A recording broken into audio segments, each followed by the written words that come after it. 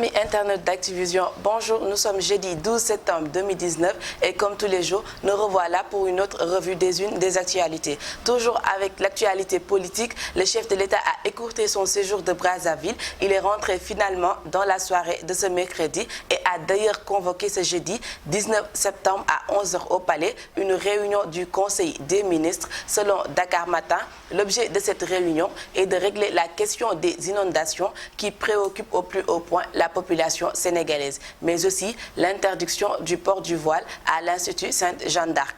Débat sur le chef de l'opposition, les jeunes réumistes soutiennent mordicus que leur mentor Idriss Seck demeure et reste le chef de l'opposition. Et à les en croire, ce n'est pas un statut qu'il s'est emparé, mais, disent-ils, c'est la Constitution qui le lui confère. Entre autres souhaits, ces jeunes ont demandé la dissolution du Haut Conseil des collectivités territoriales qu'ils jugent budgétivore. Mauvaise passe financière pour le Conseil économique, social et environnemental. Aminata Touré aurait trouvé les caisses vides après le départ de son prédécesseur, Aminata Tall. Faute d'argent, la directrice peine à payer les salaires. Pour rappel, le budget est estimé à 227 590 000 francs CFA. Les mouvements Aar Lu Ñu Bokk reprend les manifestations ce vendredi 13 septembre. Ousmane Sonko fait appel à la mobilisation et déclare que nous devons lutter, mais surtout gagner la bataille contre la malgouvernance et la corruption d'État. Société, interdiction du port du voile à l'Institut Sainte-Jeanne d'Arc, un consensus a été trouvé et désormais les 22 filles reprendront le chemin des classes à compter du 19 septembre.